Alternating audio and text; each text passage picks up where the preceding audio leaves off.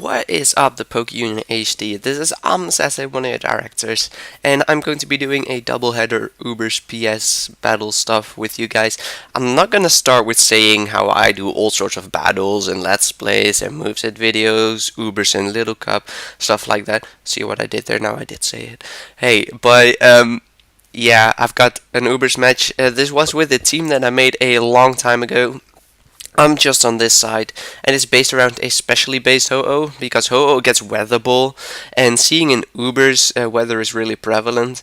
So even if my sun goes down, I can still take advantage of a rain-boosted water-type water ball, which is going to be a 100 base move because it's in weather, and then boosted by the rain is 150. So yeah.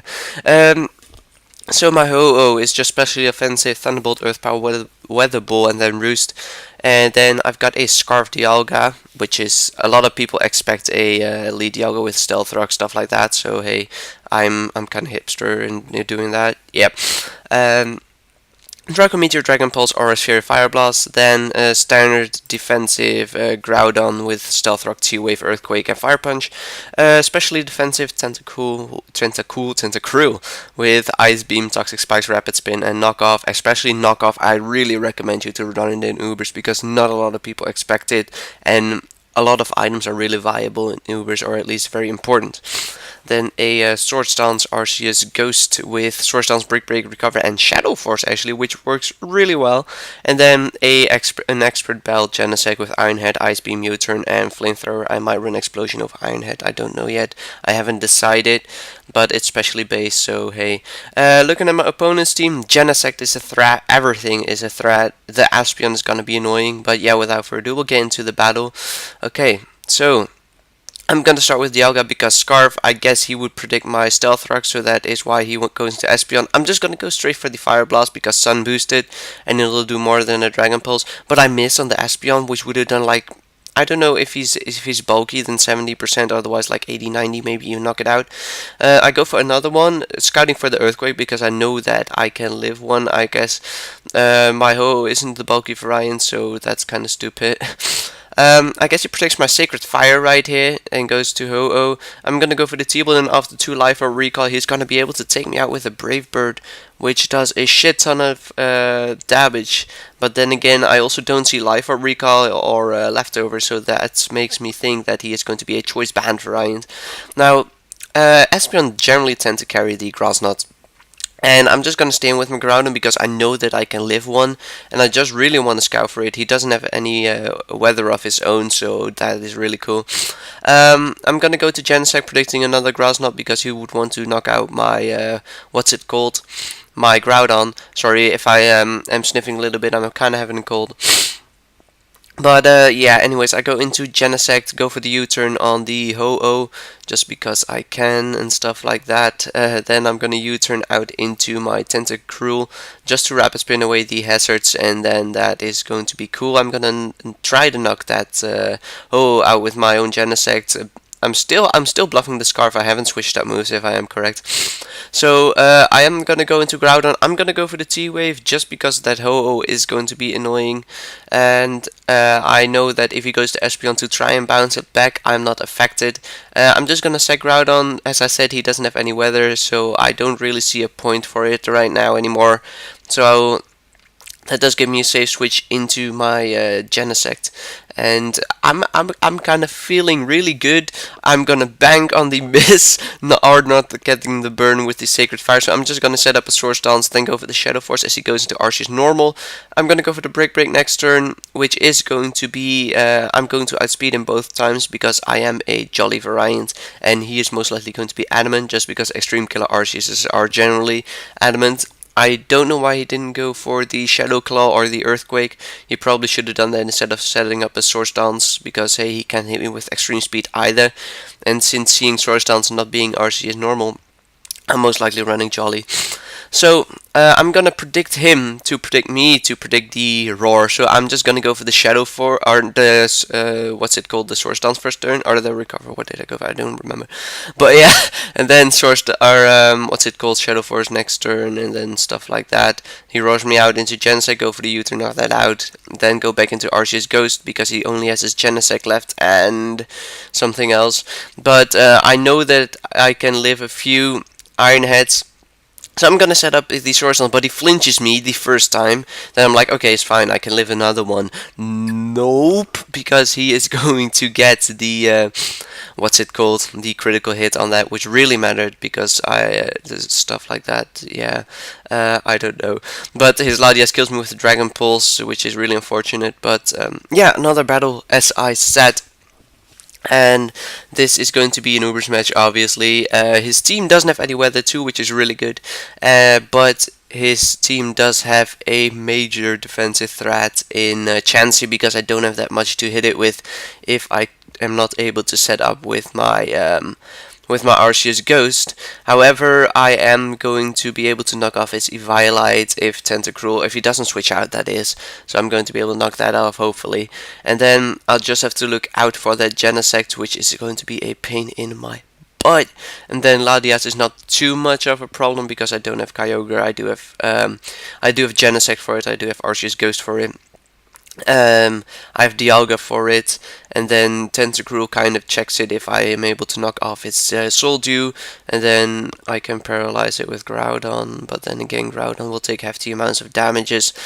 So really my plan is just to try and limit my switches with that Genesect stuff because I know that's going to force me switches, stuff like that.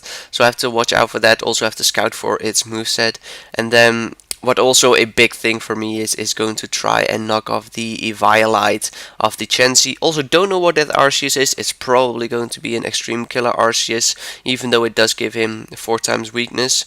Yeah, so no, 3 weaknesses to fighting, so it's probably going to be Ghost. That's what I was saying. Without further ado, we'll get into the battle. He starts with Dialga. Makes me think that he's the lead for I'm going to want to go for the rocks, which means that I'm going to be able to go for the Thunder Wave, just crippling it, hitting it later. I probably should have gone for my own rocks. I know that I can live a Fire Blast or a Draco Meteor, so that's why I'm going to stay and see if he has the Fire Blast, because some don't. So that is really cool and stuff. He's gonna knock me out, doesn't really matter, I don't really need my Groudon. I'm gonna go into my Scarf, Dialga, take it out with a Dragon Pulse, just in case he wanted to do some shenanigans.